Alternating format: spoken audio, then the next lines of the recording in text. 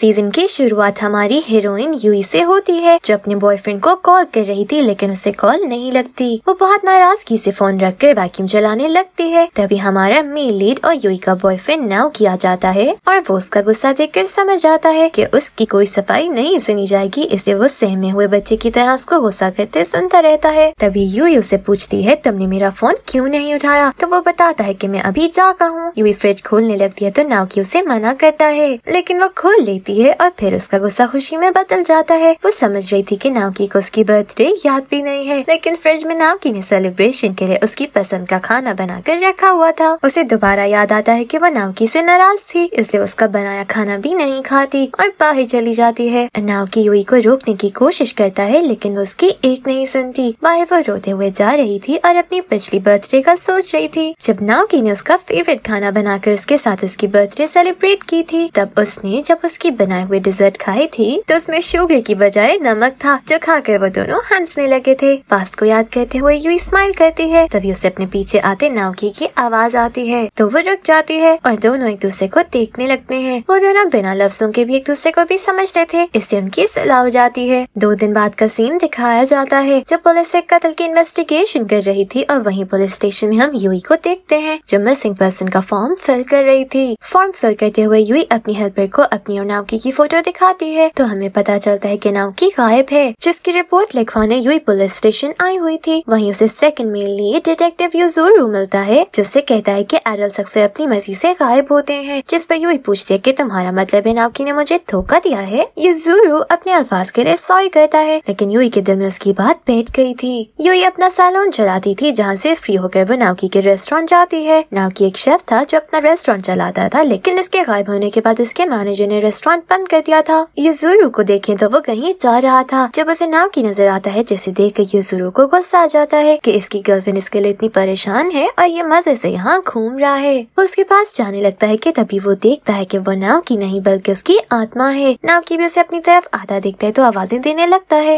युजुरु उसे जवाब देता है तो नाओकी बहुत खुश होता है कि शुक्र है कोई तो है जो मुझे देख सकता है। नाओकी युजुरु से मदद का कहता है, लेकिन युजुरु उसे इग्नोर करके चल पड़ता है। नाओकी भी उसके पीछे जाता है और कहता है कि सिर्फ तुम हो जो मेरी आवाज सुन सकते हो, इससे मेरी मदद करो। युजुरु से तंग आकर उस पर चिल्लाता है कि किसी और से अपनी मदद करने का कहो। उसको अकेले चिल्लाते देखकर लोग उसे पागल समझने लगते हैं, इसलिए वो वहाँ से चला जाता है। यूई को देखें तो वो नाओकी का बनाया हुआ खाना खाते हुए उसे याद करके उदास हो जाती है। उसके खाने से यूई को 2 साल पहले का वक्त याद आता है, जब वो नाओकी से मिली थी। नाओकी और यूई बचपन के दोस्त थे, जो 20 साल के बाद नाओकी के रेस्टोरेंट मिले थे और इसके बाद उन दोनों की दोस्ती प्यार में बदल गई थी। युजुरु अपनी ड्यूटी पर था जब उसे अपनी बहन की कॉल आती है, जो उससे पूछती है कि तुमने कोई भूत देखा है? यही हमें पता चलता है कि युजुरु की ये फैमिली प्रॉब्लम थी कि उनको भूत नजर आते थे। युजुरु की बहन कहती है कि वो मर चुका है, लेकिन वो ये बात कबूल नहीं कर रहा और जब तक वो ये बात कबूल नहीं करेगा तब तक वो ऐसे ही भटकता रहेगा। युजुरु फोन बंद करता है तो नाओकी की आत्मा उसके पास खड़ी थी। उसका पीछा करते उसके ऑफिस ही आ गया था। युजुरु उसकी मदद के लिए मान जाता है और इसके साथ यूई के फ्लैट जाता है। वो यूई को बताता है कि नाओकी मेरे साथ खड़ा है, क्या तुम उसे देख सकती हो? यूई इसकी बात पर शॉक होकर उसे देखती है और कहती है कि मैं उसके लिए पहले ही बहुत परेशान हूँ, इसे मेरे सामने ऐसी पागलों वाली बातें मत करो। यूई उसकी कोई और बात सुने बिना दरवाजा लगा लेती है, तो युजुरु नाओकी से कह देता है कि मैं तुम्हारी और मदद नहीं कर सकता। वो वापस जाने लगता है कि तभी यूई उसके पीछे आती है और उसे आवाज देकर सॉरी करती है, जिस पे वो कहता है कि मैं नाओकी को ढूंढने के बारे में तुमसे बात करना चाहता था। ये सुनकर यूई उसकी बात सुनने को तैयार हो जाती है। वो दोनों एक कैफे में चले जाते हैं और नाओकी भी उनके पीछे ही वहाँ आ गया था। कैफे में यूई उसे अपनी और नाओकी की दोस्ती का बताती है। युजुरु उसे एक बार फिर बताता है कि मैं आत्माएं देख सकता हूँ और नाओकी यहीं बैठा है, जिस पर यूई कहती है कि तुम ये कह रहे हो कि वो मर गया है? वो कहती है कि मैंने ये मान लिया उसने मुझे धोखा दिया है और वो कहीं जिंदा है, खुश है, इससे मुझे और कोई बात नहीं करनी। अगले दिन नाओकी युजुरु से कहकर यूई को अपने रेस्टोरेंट मिलने के लिए बुलाता है और फिर उसे युजुरु को यूई के लिए खाना बनाने का कहता है। वो उसे गाइड करता है और युजुरु खाना बनाने लगता है, लेकिन ये उसका काम नहीं था, इससे उसे काफी मुश्किल हो रही थी। तो नाओकी की आत्मा युजुरु के शरीर में चली जाती है। फिर वो हैमबर्गर और कस्टर्ड बनाकर यूई को बुलाता है। जब यूई वो खाने लगती है तो नाओकी की आत्मा युजुरु के शरीर से निकल जाती है। नाओकी का बनाया खाना खाकर यूई को विश्वास हो जाता है कि नाओकी उसके साथ है, इससे वो कहती है कि मैं जानती हूँ तुम यहीं मौजूद हो। यूई नाओकी की आत्मा को अपने साथ पाकर बहुत खुश थी। वो युजुरु से पूछती है कि नाओकी से पूछो क्या वो मर गया है, लेकिन वो कहता है कि मैं इस बारे में नहीं जानता क्योंकि मुझे कुछ भी याद नहीं है। युजुरु और उसके कोलीग्स कत्ल की तफ्तीश करते हैं तो उनको सीसीटीवी फुटेज से पता चलता है कि नाओकी लड़की की कत्ल से 3 दिन पहले उस लड़की के फ्लैट में गया था। युजुरु इसी बारे में बात करने के लिए वो नाओकी की आत्मा के साथ नाओकी के ही घर यूई से मिलता है। यूई अपने युजुरु और नाओकी के लिए कॉफी बनाती है और वो दोनों नाओकी का लैपटॉप चेक करते हैं। उसमें नाओकी के मैसेजेस का बैकअप था जिसमें नाओकी से एक लड़की रियो ने मिलने का कहा था। रियो से नाओकी और यूई अपने बचपन में मिले थे। उनका मैसेज से कोई क्लू नहीं मिलता, इसलिए यूई कहती है कि मैं कल रियो से मिलकर कुछ जानने की कोशिश करती हूँ। यूई को अगले दिन एक डेड बॉडी दिखाने के लिए बुलाया जाता है कि कहीं वो नाओकी की बॉडी तो नहीं है, लेकिन वो नाओकी नहीं था। यूई ये सोचकर डर ही जाती है कि अगर वो नाओकी हुआ तो, और इसकी हालत काफी खराब हो जाती है जिस कारण वो हॉस्पिटल जाकर चेकअप करवाती है। युजुरु नाओकी की आत्मा के साथ उससे मिलता है और उसे घर ले आता है जहाँ यूई बहुत रोती है कि वो नाओकी को देख नहीं सकती, ना उसे छू सकती है। वो नाओकी से कहती है कि अगर तुम यहाँ हो तो मुझे टच करो। नाओकी ऐसा ही करता है, लेकिन एक आत्मा किसी चीज को टच कैसे कर सकती थी। यूई को पता चलता है कि कत्ल का इल्जाम नाओकी पर आ रहा है तो वो बहुत दुखी होती है और युजुरु से कहती है कि नाओकी कुछ भी कर सकता है लेकिन वो कत्ल नहीं कर सकता। नाओकी को अपने जैसी एक आत्मा मिलती है तो उसे समझ आती है कि वो दीवार के अंदर से भी गुजर सकता है और नाओकी उस आत्मा से बहुत कुछ सीखता है। यूई और युजुरु नाओकी के इंस्ट्रक्शंस पर अमल करते हुए खाना बनाते हैं। तभी यूई कहती है कि जब पिछली बार नाओकी ने तुम्हारे शरीर में आकर मेरे लिए खाना बनाया था, क्या वैसा दोबारा नहीं हो सकता। युजुरु मना करता है, लेकिन नाओकी अपनी महबूबा की बात कैसे टाल सकता था। वो अपनी पूरी कोशिश करता है लेकिन युजुरु के शरीर में नहीं जा पाता। युजुरु यूई से नाओकी बनकर बात करता है तो यूई बहुत हंसती है क्योंकि वो नाओकी के अंदाज को जानती थी। उधर पुलिस ऑफिसर्स रियो को ढूंढ रहे थे, लेकिन वो ना तो यूई से मिलती है ना पुलिस वालों को उसका पता मिलता है। यूई नाओकी की मॉम से मिलती है तो उसे पता चलता है कि नाओकी के छोटे भाई को कोई ब्लड डिजीज थी जिस कारण उसे किसी का बोन मैरो ट्रांसप्लांट करवाना था। नाओकी का बोन मैरो से मैच कर जाता है तो उसके पेरेंट्स नाओकी का बोन मैरो ही ट्रांसप्लांट करवा देते हैं। अभी उसकी मॉम को नाओकी का गायब होने की खबर मिली थी, इसलिए वो यूई से मिलने आई थी। यूई उनसे कहती कि शायद नाओकी की मौत हो गई है तो नाओकी की मॉम को अपने दूसरे बेटे की चिंता होने लगती है कि अगर फिर उसे बोन मैरो की जरूरत पड़ी तो क्या होगा। बेटे की मौत की उनको कोई चिंता नहीं थी और ये सब सुनकर नाओकी के साथ साथ यूई भी हर्ट होती है।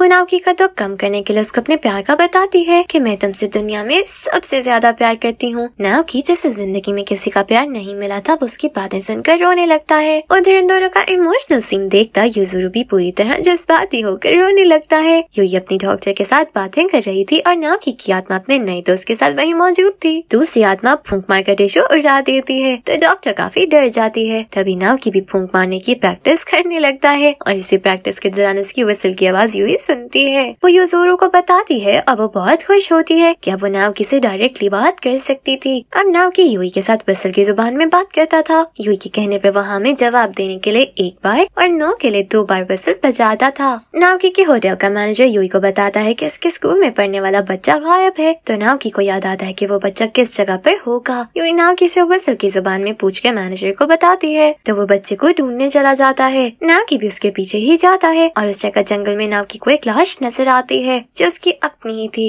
यूई उसकी लाश देखकर बहुत दुखी होती है, लेकिन उसे इस बात की खुशी थी कि नाओकी की आत्मा अभी भी उसके साथ थी। यूई नाओकी के कत्ल केस के लिए उस घर जाती है जहाँ खून हुआ था तो वहाँ कुछ फूलों को देखकर उसे याद आता है कि नाओकी की लाश के हाथ में भी वही फूल था। वो समझ आती है कि नाओकी यहाँ आया होगा। वो वहाँ बुक्स देखने लगती है तो उसे फोटोज मिलती हैं जिसमें खुद यूई रोई और कत्ल होने वाली लड़की थी। वो फोटो देख रही थी और नाओकी की हालत खराब होने लगती है। उसके दिल में दर्द होने लगता है और वो वहीं गिर जाता है। कुछ देर बाद नाओकी ठीक होकर उठ जाता है और वो यूई के साथ उसके घर चला जाता है जहाँ यूई उसकी विसल सुनकर ही खुश थी। यूई को ये डर था कि नाओकी अपने फ्यूनरल के बाद गायब हो जाएगा और वो इस डर का जिक्र युजुरु से भी करती है तो उसे कोई जवाब नहीं दे पाता। यूई रियो के अपार्टमेंट ही थी जब रियो उस पर अटैक करके उसका गला दबाती है और उसे दोबारा वहाँ न आने का कहती है। दूसरी तरफ नाओकी के फ्यूनरल की तैयारी हो रही थी। फ्यूनरल के लिए नाओकी के पेरेंट्स के पास कोई फोटो नहीं थी तो वो यूई से ही नाओकी की फोटो भेजने का कहते हैं। यूई को उसकी डॉक्टर दोस्त कहती है कि नाओकी की आत्मा कब गायब हो जाए तुम नहीं जानती, इससे उसे अच्छे से गुड बाय कह दो। वो युजुरु के थ्रू नाओकी से डेट पे चलने का कहती है और वो तीनों अम्यूजमेंट पार्क जाते हैं जहाँ युजुरु और यूई काफी फन करते हैं। तो नाओकी उन दोनों को साथ इतना खुश देखकर उदास हो जाता है। उसको उदास देखकर युजुरु यूई के साथ झूले पर नहीं बैठता और नाओकी ही यूई के साथ होता है। नाओकी युजुरु से लड़ रहा था कि मैं अपने गायब होने का सोचकर परेशान हूँ और तुम इतना खुश हो। वो अभी यही कह रहा था कि उसकी आत्मा युजुरु के अंदर चली जाती है। यूई ये देखकर खुश होती है और उसे कहती कि मैं हमेशा तुम्हारे साथ रहना चाहती हूँ। नाओकी उसे समझाता है कि मैं जा चुका हूँ, इसे तुम भी ये बात मान लो और अपनी जिंदगी में खुश रहो। यूई उसकी बातों से काफी हर्ट होती है क्योंकि वो उससे ये नहीं सुनना चाहती थी। फिर उसकी आत्मा युजुरु के शरीर से बाहर आ जाती है। नाओकी युजुरु की सिस्टर से मिलने जाता है जो आत्माएं देख सकती थी। वहाँ नाओकी के साथ उसकी दोस्त आत्मा भी होती है। युजुरु की सिस्टर उनको बताती है कि नाओकी के कत्ल का केस जब सॉल्व हो जाएगा तो उसकी आत्मा चली जाएगी। यूई को देखें तो वो नाओकी के मैनेजर को बताती है कि नाओकी की आत्मा मेरे साथ ही होती है। वो ये सुनकर काफी खुश होता है और उसे कहता है कि उसे अगली बार साथ लेकर आना। यूई घर आती है तो उसे भी पता चलता है कि नाओकी की आत्मा उसके केस के सॉल्व होने के बाद गायब हो जाएगी। तो वो काफी उदास होती है, लेकिन नाओकी उसे कहता है कि मैं गायब होना चाहता हूँ। युजुरु अकेले में नाओकी को डांटता है कि तुमने यूई से ये क्यों कहा, उसे कहो कि तुम उसके साथ रहोगे। युजुरु को यूई की इतना चिंता करते देखकर नाओकी उससे पूछता है कि तुम यूई को पसंद करते हो ना। युजुरु कहता है कि मैंने हमेशा अपनी फीलिंग्स को छुपाने की कोशिश की है, लेकिन मैं खुद को नहीं छुपा सका। वो कहता है कि यूई को तुमसे इतना प्यार करते देखकर मुझसे उसे प्यार हो गया है, इससे मैं नहीं चाहता कि तुम उससे ये कहकर दुख दोगे कि तुम गायब हो जाओगे।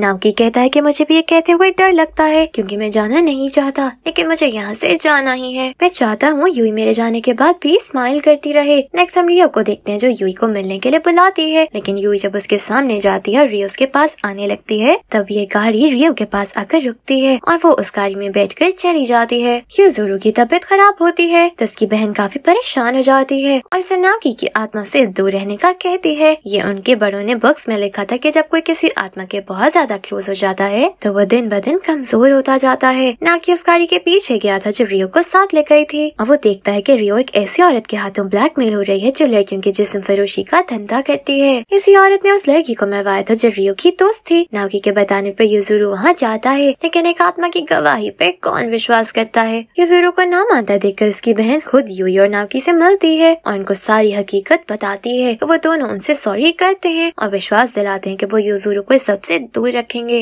यूई युजुरु से मिलकर उसकी मदद के लिए शुक्रिया कहती है और साथ ही रिक्वेस्ट करती है कि मुझसे और नाओकी की आत्मा से अब दूर रहो। युजुरु उसे समझाने की काफी कोशिश करता है, लेकिन वो उसकी कोई भी सुने बिना वहाँ से आ जाती है। यूई के पास एक बच्ची आती है जो उससे मदद मांगती है। ये बच्ची भी उन लोगों का शिकार थी जो जिस्म फरोशी का धंधा करते थे। यूई उस बच्ची को उन शैतानों से बचाना चाहती थी, लेकिन तभी उस पर कोई हमला करता है। युजुरु वहाँ आकर उसे बचाता है। पुलिस इतके देखती है तो वो बच्ची गायब थी। रियो को वो लोग मारते हैं और यूई से मिलने वाली बच्ची ये सब देख रही थी। उस बच्ची और उस जैसी और दो बच्चियों को धंधा करने वाली औरत पैसे देती है और मजे करने का कहती है, लेकिन वो सब बच्चियाँ बहुत डरी हुई थी। तभी युजुरु वहाँ पहुँचकर आंटी को अरेस्ट कर लेता है। वो काफी जालिम औरत थी जो अपनी बात ना मानने वाली लड़कियों का खून करवा देती थी। रियो की दोस्त कत्ल केस तो सॉल्व हो गया था, लेकिन नाओकी के कत्ल का अभी तक पता नहीं चला कि वो किसने किया। युजुरु की सिस्टर उनके लिए एक एमुलेट बनाती है ताकि वो नाओकी के साथ भी रहें तो वीक ना हो, और इस तरह वो तीनों फिर साथ होते हैं। नाओकी के जाने का सोच सोच के ही यूई परेशान रहती है।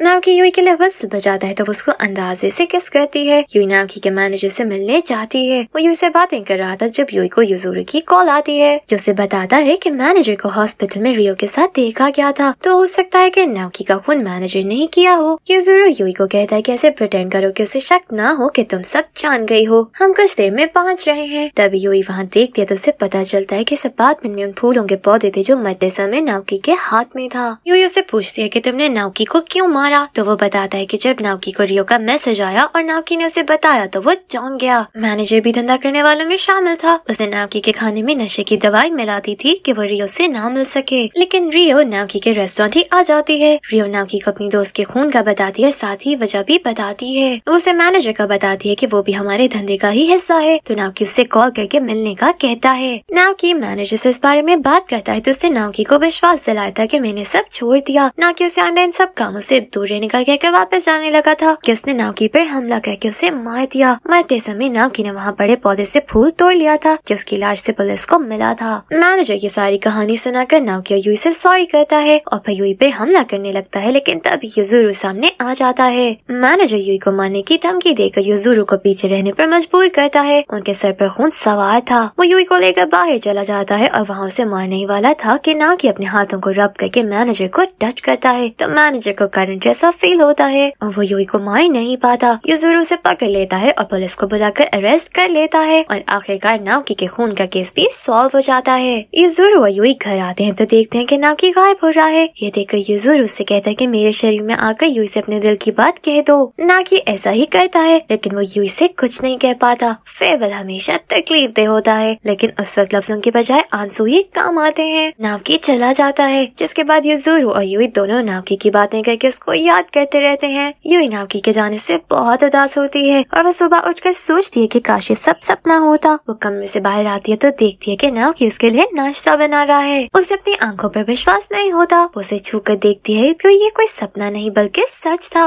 नाकी उसे बताता है कि मुझे कुछ एक्स्ट्रा टाइम दिया गया है और उसे किस करते हुए गले लगा लेता है। उसके बाद यूई युजुरू को बुलाकर सरप्राइज देती है तो उसे भी अपनी आंखों पर विश्वास नहीं होता। वो नाकी से पूछता है कि तुम वापस कैसे आए। नाकी बताता है कि ये मैं भी नहीं जानता, मैंने बस खुद को यूई के घर पाया। तीनों काफी क्वालिटी टाइम साथ गुजारते हैं और उनके क्यूट कपल को देखकर युजुरू कहता है कि मैं हमेशा तुम दोनों को ऐसे देखना चाहता हूँ। जिस पे नाकी बताता है कि मैं यहाँ एक ही दिन के लिए हूँ। नाकी अपने पेरेंट्स के लिए खाना बनाता है जो यूई उनको बुलाकर खिलाती है। जिसके बाद वो अपने भाई से मिलता है जो अब बिल्कुल ठीक था। फिर वो दोनों अपना सूरज डूबने का नजारा देखने जाते हैं जहाँ बैठ के दोनों बातें करते हुए सूरज को डूबते देखते हैं। टाइम जैसे जैसे गुजर रहा था दोनों जुदाई का सोचकर उदास हो रहे थे। वो दोनों एक दूसरे से अपने प्यार का इजहार करते हैं और फिर नाकी गायब हो जाता है और यहीं पर हमारा ये सीजन एंड हो जाता है।